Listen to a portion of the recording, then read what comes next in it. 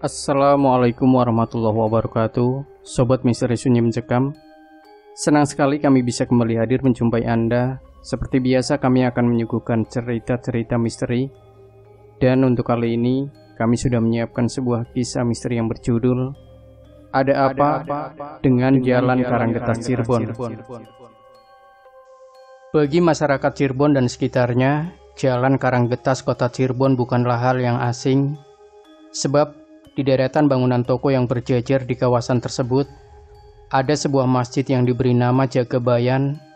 Masjid Jagabayan yang terletak di Jalan Karanggetas ini memiliki kisah mistis pada zaman dulu, yang hingga kini pun masih dipercaya oleh masyarakat sekitar, bahwa kesaktian yang dimiliki seseorang setinggi apapun akan luntur ketika melewati Jalan Karanggetas tersebut. Salah satu pengelola Masjid Jagabayan di Jalan Karanggetas Kota Cirebon mengatakan, cerita mistis Jalan Karanggetas bermula ketika seorang yang memiliki kesaktian tinggi melontarkan sesumbar bahwa tidak ada seorang pun yang dapat memotong rambutnya yang terurai panjang.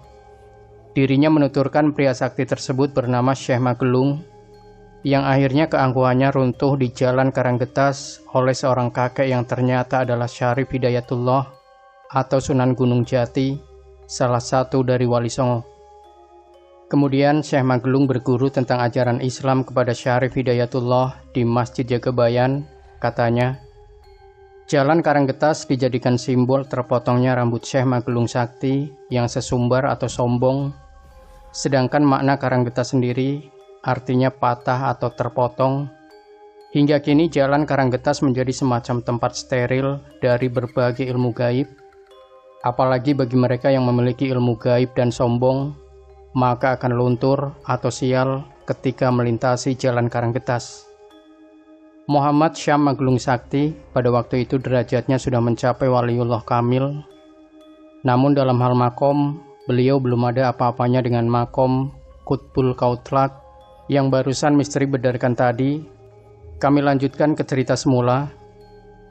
Setelah Muhammad Syam sampai di laut Pulau Jawa, beliau akhirnya singgah di salah satu pedesaan sambil tiada hentinya bertafakur memohon kepada Allah Subhanahu wa Ta'ala untuk cepat ditemukan dengan mursyid yang diinginkannya. Tepatnya pada malam Jumat Kliwon, di tengah heningnya malam yang sunyi, tiba-tiba beliau dikejutkan oleh suara uluk salam dari seseorang. Assalamualaikum ya ahi min ahli wilayah. Lalu beliau pun dengan gugup menjawabnya, Waalaikumsalam ya Nabiullah Hidir alaihissalam, yang telah membawaku ke pintu rahmatalil alamin. 5 tahun sudah Ananda mencari ridhoku, dan kini Ananda telah mencapainya. Datanglah ke kota Cirebon dan temuilah Syarif Hidayatullah. Sesungguhnya dialah yang mempunyai derajat raja sebagai makom Qutbul Mutlak, terang Nabiullah Hidir alaihissalam sambil menghilang dari pandangannya. Dengan semangat yang menggebu, beliau langsung mengayuh jukungnya menuju kota Cirebon yang dimaksud. Sedangkan di tempat lain, Syarif Hidayatullah atau Sunan Gunung Jati yang sudah mengetahui kedatangan Muhammad Syam Magelung Sakti lewat makomnya saat itu, beliau langsung mengutus uwaknya sekaligus mertuanya, Mbah Kuwu Cakrabuana, untuk menjemputnya di pelabuhan Laut Cirebon. Sesampainya di tempat di mana Sunan Gunung Jati memerintahkannya, Mbah Kuwu tidak langsung menghadapkannya kepada Kanjeng Sunan, melainkan mengujinya terlebih dahulu. Hal semacam ini bagi pemahaman ilmu tauhid disebut tahqiqul ubudiyah fi sifatir robaniyah, atau meyakinkan seorang waliullah pada tingkat kewalian di antara hak dan nur robani yang dipegangnya. Setelah Muhammad Syam sudah berada di hadapan Mbah Kuwu Cakrabuana, beliau langsung uluk salam menyapanya. Wahai Kisanak, tahukah Anda di mana saya harus bertemu dengan Sunan Gunung Jati? Namun yang ditanya malah mengindahkan pertanyaannya dan balik bertanya, sudahkah Kisanak sholat duhur setelah menempuh perjalanan yang cukup jauh? Terang Mbah Kuwu. Ditanya seperti itu, Muhammad Syam langsung mengangguk mengiyakan bahwa memang dirinya belum melaksanakan sholat duhur. Lalu Mbah Kuwu mengambil satu bumbung kecil yang terbuat dari bambu, masuklah dan sholat berjamaah denganku." Sambil terheran-heran, Muhammad Syam mengikuti langkah manusia aneh di hadapannya, yang tak lain adalah Mbah Kuwu Cakrabuana, masuk ke dalam lumbung bambu yang ternyata dalamnya sangat luas dan bertengger musola besar yang sangat anggun. Setelah usai sholat, Mbah Kuwu mengajaknya menuju kota Cirebon. Namun sebelum sampai ke tempat tujuan atas hawatif yang diterimanya dari Sunan Gunung Jati, Mbah Kuwu memotong rambutnya dan langsung menghilang dari hadapan Muhammad Syam Magelung Sakti.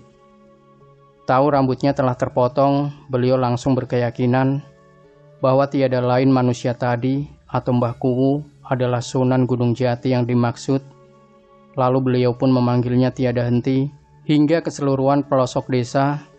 Kisah terpotongnya rambut Muhammad Syam yang kini terkenal dengan sebutan Syekh Magelung Sakti, kini masih dilestarikan dan menjadi nama desa hingga kini, yaitu di Desa Karanggetas sebelah selatan kantor Wali Kota Cirebon.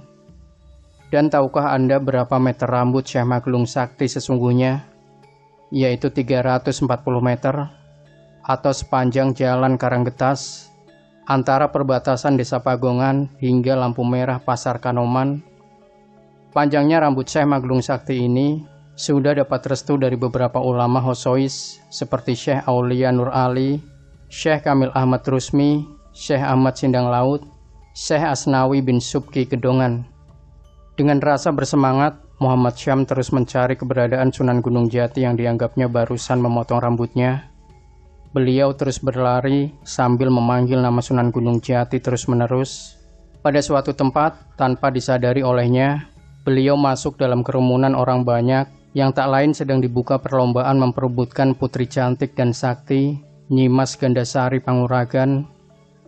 Merasa dirinya masuk ke gelanggang arena, wanita cantik yang tak lain adalah Nyimas Gandasari langsung menyerangnya. Merasa dirinya diserang secara mendadak, Muhammad Syam langsung mengelak dan menjauhinya. Namun bagaimana dengan Nyimas Gandasari sendiri yang kala itu sedang diperebutkan para jawara dari berbagai pelosok daerah? Beliau sangat tersinggung dengan menghindarinya pemuda yang barusan masuk tadi. Maka dengan serangan berapi-api, Nyimas Gandasari langsung melipat gandakan tenaganya untuk mengalahkan pesaing yang kini sedang dihadapinya. Dengan perasaan dongkol, Muhammad Syam akhirnya memutuskan untuk melayaninya dengan bersungguh hati. Hingga di tengah perjalanan, Nyimas Gandasari sangat kewalahan. Merasa kesaktiannya kalah di bawah pemuda asing yang kini sedang dihadapinya.